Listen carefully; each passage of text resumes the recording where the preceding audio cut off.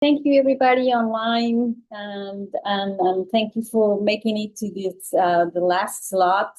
I hope you have had a wonderful time with previous presentations. Certainly a marathon, but I think it's totally worth it. And even if you were on and off, I hope that you, as an audience, have had the opportunity to extract the most important information, whatever you do in this heat flow world.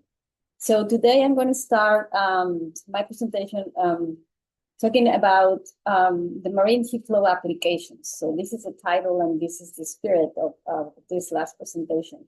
So of course, being devoted on the marine heat flow work for many years, one of the questions that usually comes up in terms of the evolution, the parallel evolution with the terrestrial heat flow, is that marine heat flow has been developed before the last, I don't know,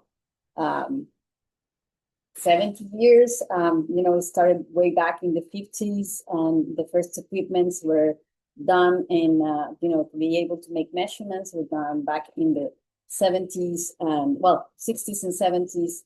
So we're kind of new in the field. However, in the last 25 years or so, we have seen a resurgence in interest on marine heat flow acquisition. And this is important in terms of why do we want to have these marine heat flow measurements. I'm going to go really quickly through the foundations of what is marine heat flow, just in case anybody from the audience right now wasn't present in Florian's or Jeffrey Port's presentation, which they also dealt with marine heat flow, and I'm sure they went in depth, with all these concepts.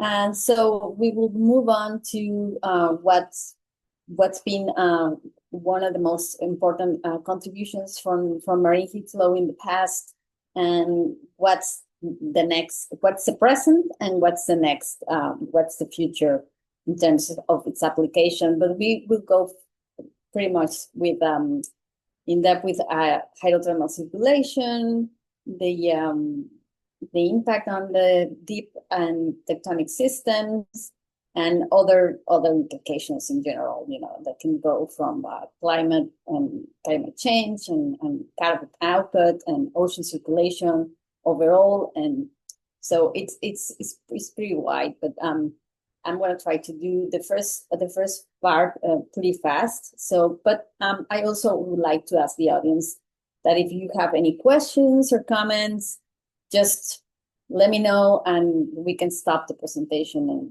just I will gladly have more like a conversation between friends than a formal presentation if it's needed. So don't be shy, okay? And so sorry about the text. Oh my God, what happened? Oh, where is my presentation? Wait, I moved something and I don't see my presentation anymore. Did I stop sharing? Yeah, sorry.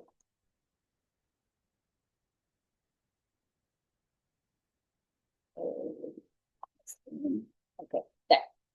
So, what are the frontiers and needs in marine heat flow? I apologize in the beginning from, I hate only text slides, but sometimes it's just necessary.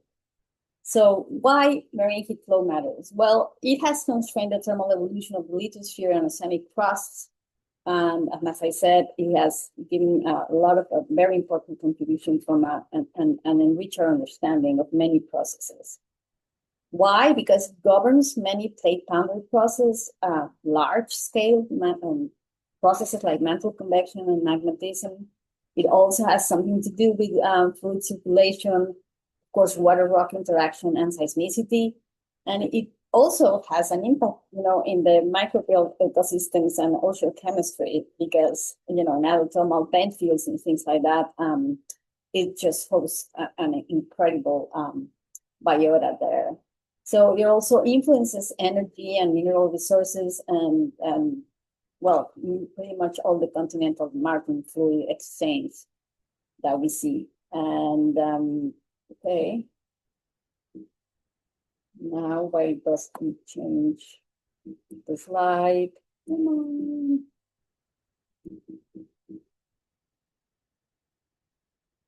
Oh, gosh. I don't know. I'm having technical issues here. Sorry.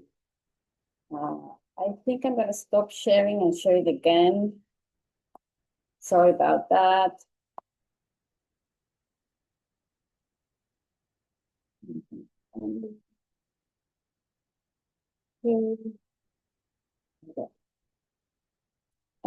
So now we go from understanding, this basic processes, but we need to start on the measurements, right?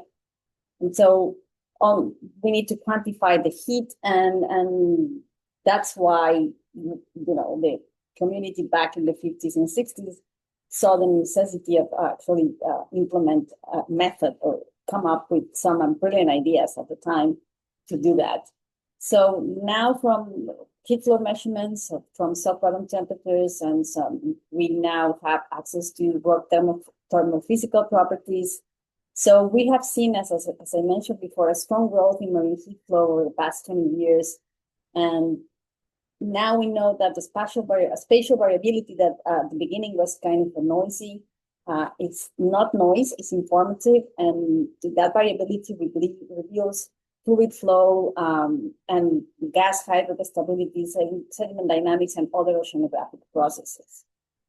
So integrating this heat flow data with modern ocean science is a task that we as a scientist, marine heat flow, have in hand, and we have had in the past probably 2 decades. So we now integrate these measurements with mapping, with seismic surveys, and other disciplines as well, and we can with these joint data sets help distinguish measurements uncertainty from real geological processes, and we can now do some advanced numerical modeling and couple it with tectonic, hydrologic, magmatic, and thermal systems. So it's becoming more and more advanced and interesting in that sense. So we are kind of growing or being growing a lot in that sense. So heat flow observation really provide critical tests for model-based hypotheses. They really are the data that constrains the models. So the growth that we have seen in marine heat flow really reflects a broader multidisciplinary approach, but which base is marine heat flow.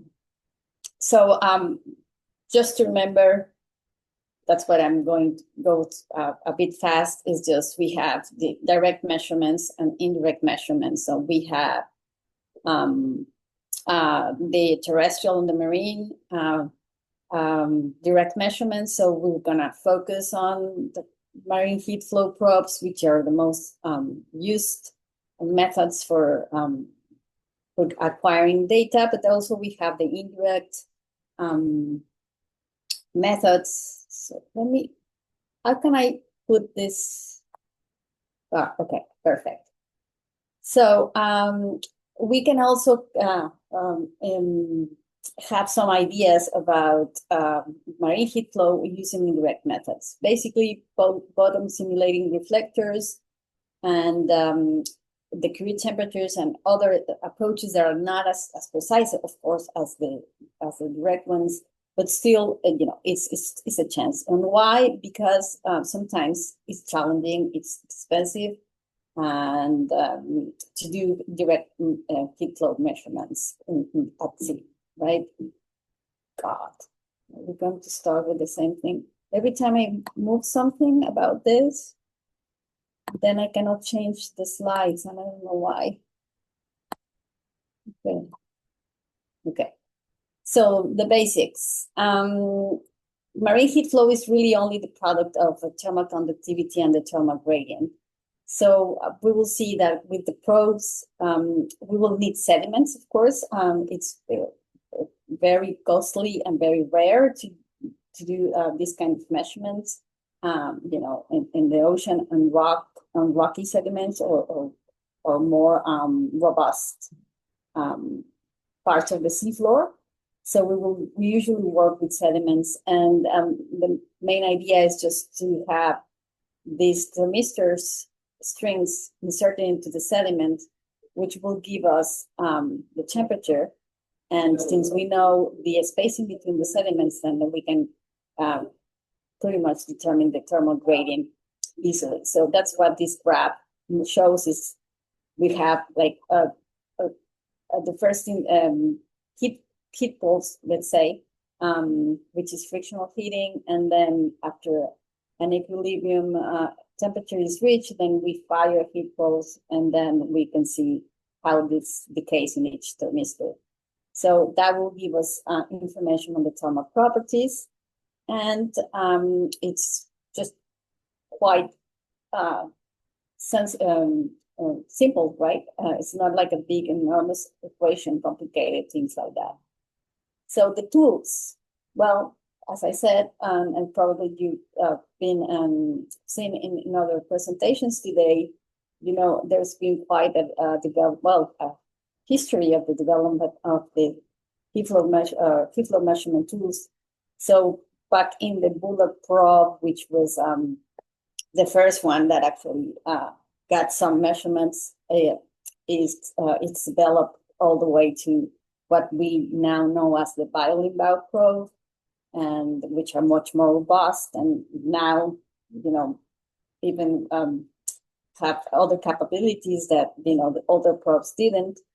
And also now we have also have the quarters and the tree I forgot the name of the things that are attached to the core that can also do some measurements. Of course, all these different tools have pros and cons, but one being, for instance, the ones that can be attached to an ROV. Well, you have even if you use only this very short probe, which is only 60 centimeters, you can use direct measurements, and you can go deeper. You can go with the ice, as I like to say, because you have cameras on it, and so it has a lot of advantages to do heat flow work. Of course, the extent of the transects that you can do with ROVs are very different from the bigger probes. And this development of these tools has continued on. It didn't stop on the probes, the more modern probes, but now there was a very serious attempt from NASA, and they put a heat flow probe in one of their explorers to Mars. And I had the chance recently to speak with one of the guys that was involved in the whole process. And it was a pity that what didn't work was the deployment system. And so that's why we couldn't have any heat flow measurements from Mars. But the idea of putting this is just only sure to let you know that we're still developing these tools, right? So we have, as I said, this is like a summary of different types of probes, lowers and cores, different lengths of the probes that also impacts directly the quality of their measurements. We have now the ability to have multi-penetration modes, as I said, probes for ROVs, and now the Germans are developing this vibroheat Nebo, which is made for rock. And so I think this trend will continue on, and maybe in the next few years we'll be able to make measurements on more robust surfaces. So this is only just to remind you how the bullet probe developed into what's more common nowadays, which is the biolimbaugh probe was based on the Lister design. And so it has a strand member, which is more robust, and the instrumentation also it's protected, let's say. And so now we have like the new generation, and this is the work from these guys in Oregon State, which have been developing this new probe, that I like to call her the new kid on the block, which is more advanced than the ones that we used to have. It has interesting features like being able to have the probe location in real-time telemetry. And this is thank you to a system that is acoustically transmits the probe position and a subset of the probe data in real time. So this is a function that also the PHYLAX probe, the German ones, can have if you use them on the online mode, but that requires a very specific cable that can be tricky to get your hands on. So this new system developed by Oregon State and Dr. Rob Harris and colleagues, really it's impacting the way we do heat flow at sea. And so just a little example of how does it look, that you will have like a complete transect. So it means the probe is here on deck, and then that you have a first heat flow measurement, and then you have some data that will help you determine if the probe was the penetration was a good penetration and therefore a good measurement. And see if you have things like high tilt measurement, then you know that the probe didn't penetrate well or it just fell. So you can make these kinds of decisions on the fly. And, you know, it's very important, especially for people that are not familiar on how the operations at sea work. And this is, you save a lot of time, and also you can make very executive decisions as opposed to other modes.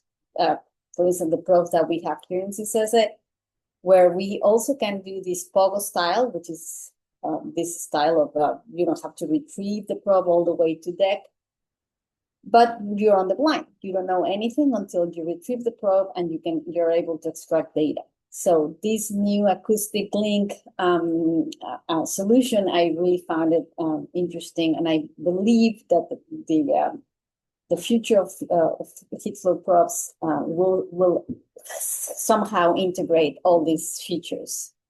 So just to make the story short about how this heat flow measurement takes place, so you have the probe that is usually attached to a cable and goes down to a certain depth, and then you have the penetration. Remember the first graph that I was describing, then you have this first augmentation on temperature that is registered by the thermistors, and then after a while, when it reaches at equilibrium temperature, then you fire a customized heat flow pulse. And then you can see each thermistor. In this case, each line is one thermistor, right? You can see the decay, and then you can extract the thermal properties. And after a while, after around 12 minutes or so, you're able to take the probe out and move to the next station. So it's just a quick reminder in case you were not in the other talks.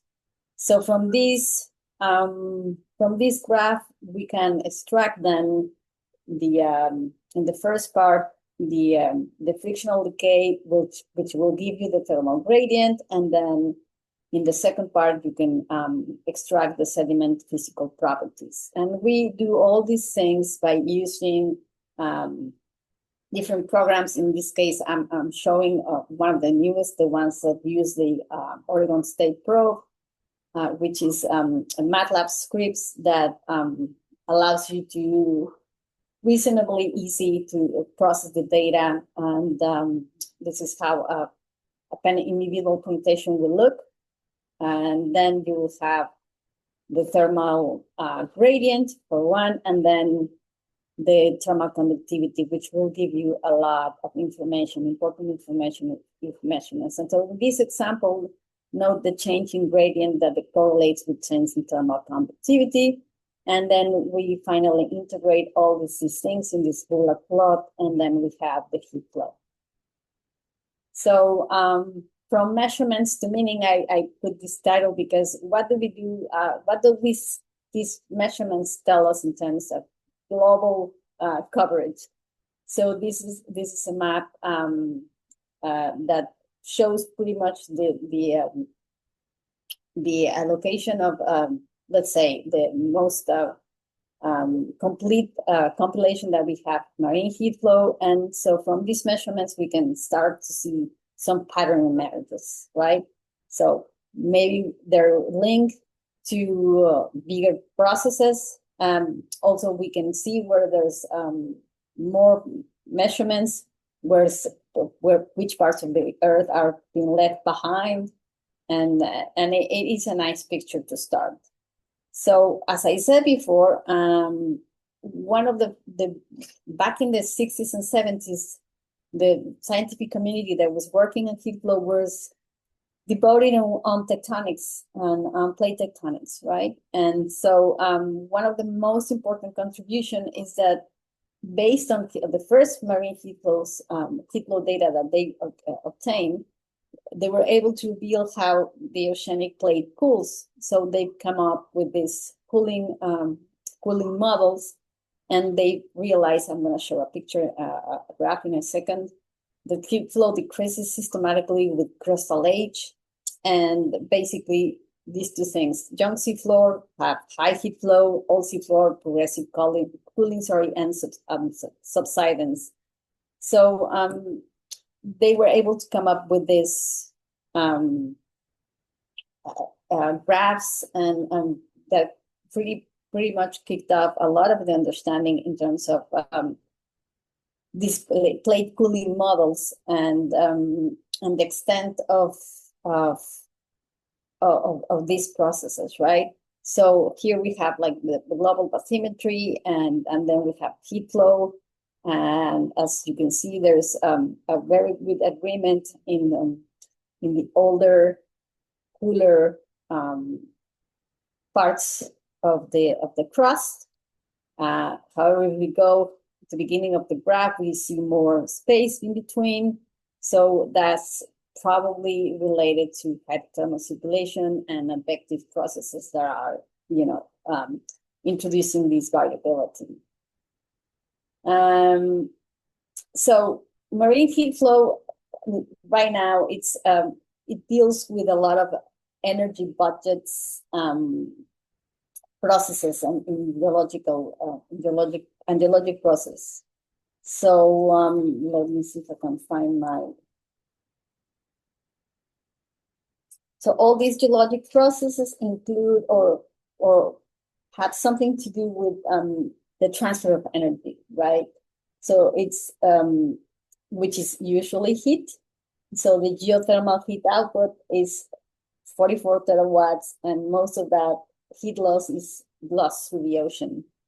So all this, which is huge,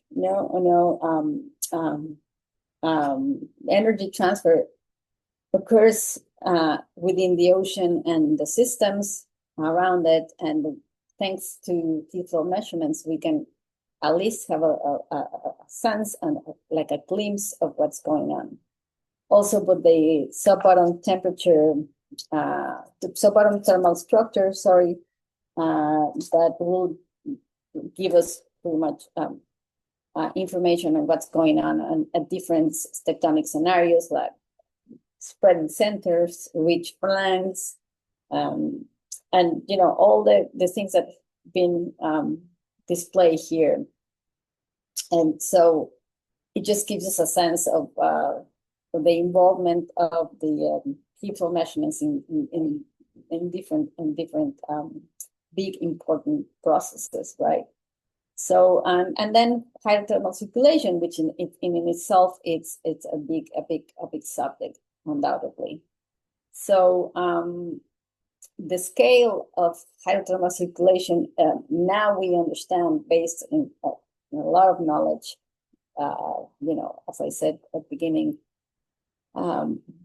mixing several disciplines from earth sciences, but now we know it moves an enormous amount of energy.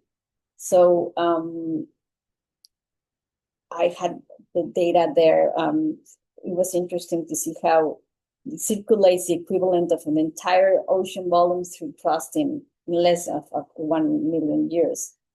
It accounts for the 80% of the oceanic advective heat loss, and it forms the Earth's largest aquifer. So it's one of the processes that is responsible for moving the largest fluids and heat fluxes on Earth, and that's not irrelevant, I would say. So based on the new knowledge, now we know that the hydrothermal circulation can be also looked as a function of crustal age. So now we know that we can divide it in three stages. Let's say the rich crest, which is the younger one, direct high temperatures, coupled to spreading rates, controls lithospheric cooling, and supports vent ecosystems. And then the next step is the ridge flank, which is from 1 to 65 million years, which is the largest volumetric seawater flux, which is where the 80% of advective heat loss occurs.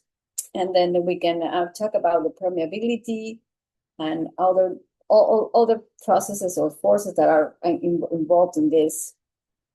And finally, the abyssal plain after 65 million years, we can see the cooling curves approach conductive predictions, traditionally considered hydrologically inactive, and also variability suggests that the circulation may persist locally. So it is kind of difficult to try and summarize all what we know about hydrothermal circulation, but believe me, it has grown a lot. This is state-of-the-art information, and I thank Rob Harris for sharing us some of these slides that I'm presenting. Okay. No, I'm having again.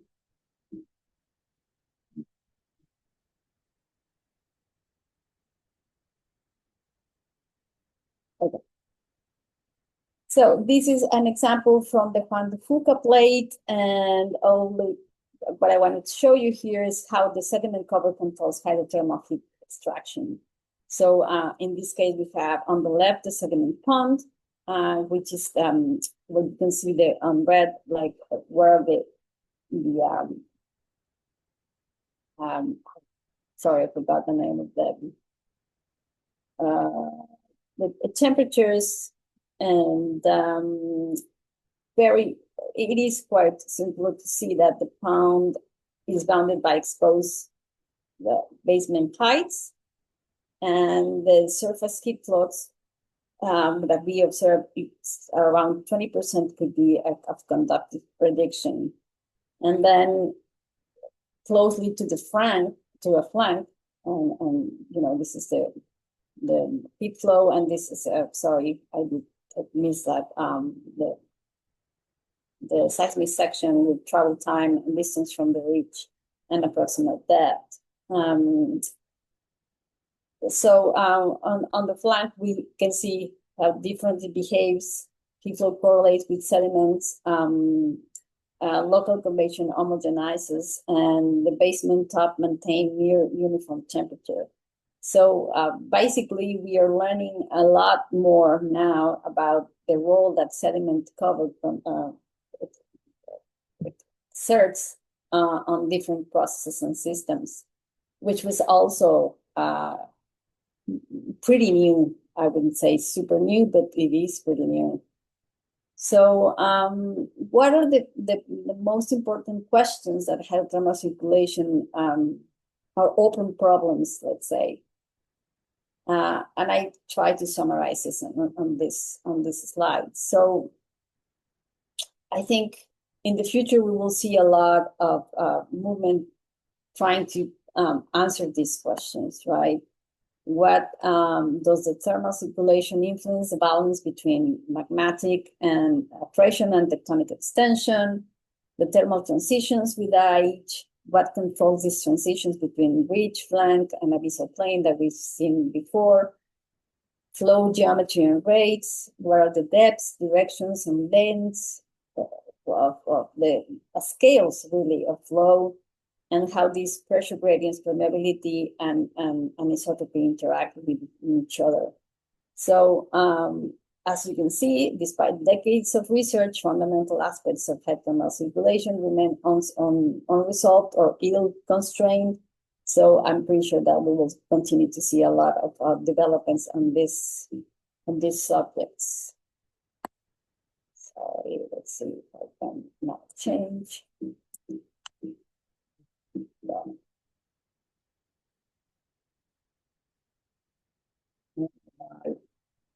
Every time I move this, okay.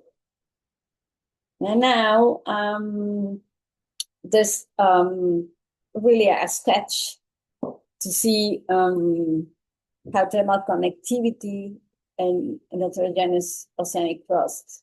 So our current understanding is that let's imagine the system, right, where we know where is this recharge going on, where there's the discharge and seamounts going on. So we know that exposed basement ventilates oceanic crust, that we can identify focus recharge and discharge at seamounts. This is something, by the way, that we've seen very neatly in our last cruise in Guerrero, in the Mexican subduction zone. And that the flow can cover really important distances, like tens of kilometers beneath the sediment cover, and how this eventually supports deep micro ecosystems, right? Like marine bends and things like that. I have hydrothermal bends. And what will still, what I would say is the most important is that now we know kind of for sure that seamounts act as a recharge and discharge nodes in a natural connected crustal aquifer. So this is like a picture, even though it's a sketch. I think it actually is revealing a lot, and it's allowing us to understand better these processes that are not easy to understand. However, we still have some outstanding questions remaining, right? So again, how do hydrothermal systems evolve with crustal environments? We don't know that. What are the scales involved in this hydrologic connectivity? It's still ill-defined. And how do permeability and storage properties evolve with time? How this relates to other processes? I believe these are very important questions that continue to be still need to be answered, right?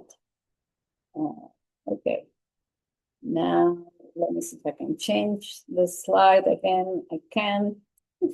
God, this is horrible. No. Okay. Currently, also, we have found that different studies have been studying, focusing on the role of fault systems as pathways, or as what I like to call like the plumbing system in hydrothermal systems. So we know now that transfer faults, fracture zones, and bending faults can act as fluid conduits. They enable the hydration of lower crust and upper mantle, and may host, again, maybe one of the reasons that microbial ecosystems can thrive deep down, and represent a hydrothermal system distant from the ridge flank flow that I presented before.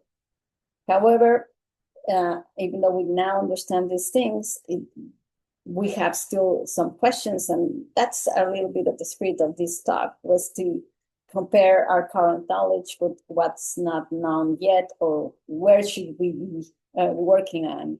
So one of the things that I think it will have a lot of popularity in the future is the thermal structure of this fault-hosted system, the depths, the geometries, the rates of flow, the characteristics or the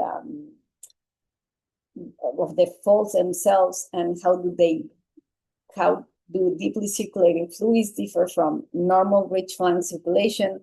There are more specific questions, but at the end of the day is, what is their contribution to global heat and mass budgets? So I think we will see a lot of these going on in the next years. And yeah, finally, what's going on in subduction zones? If extension zones or rift zones are complicated, oh my God, I take my hat out for people that actually study subduction zone, because they're so much more complex. As you only can see, in this schematic, we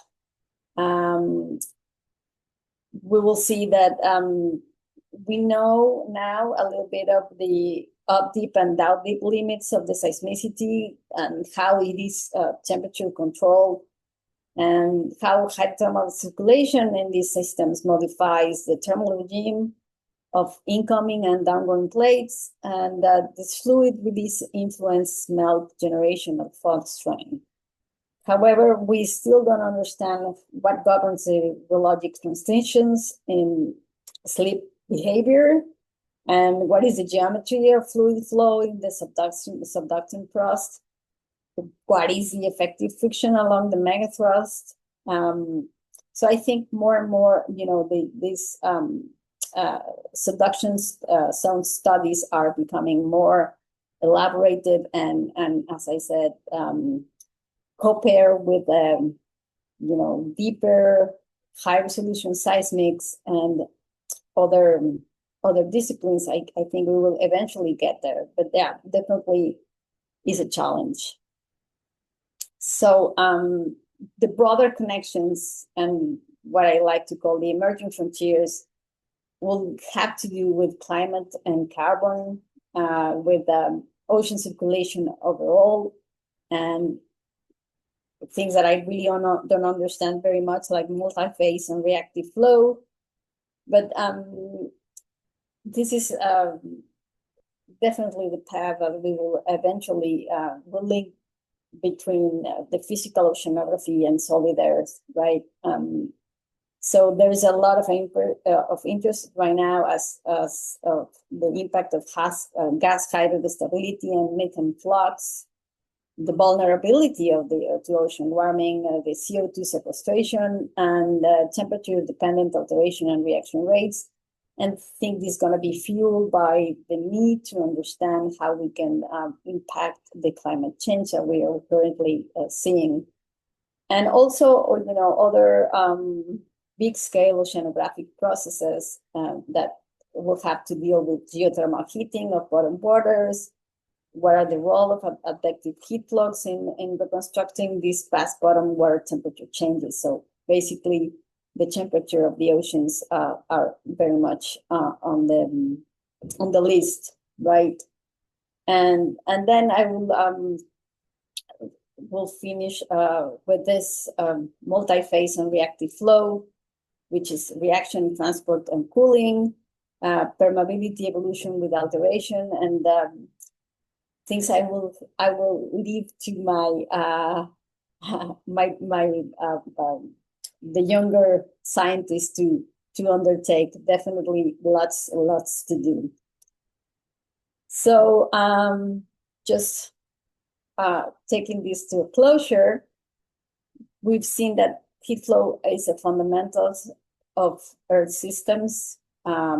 It's a first observation constraint, and integrates physics, chemistry, biology, and tectonics in a single observable. And we can summarize as these 4 points, defining lithospheric cooling models, confirming and constraining the thermal evolution of oceanic crust, It has revealed very important aspects of hydrothermal circulation, and it governs the tectonic and seismic processes with these fault-hosted deep circulation systems, the controls on megathrust thermal structure and adequate behavior that occurs mainly in subduction zones, and it links the ocean and the solid earth between through climate-sensitive methane systems, bottom water heating, and CO2 sequestration.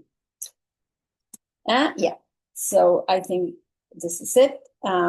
Thank you so much for your attention. I hope you find some interesting information in this, and I'm ready for your questions. Let's make this a conversation.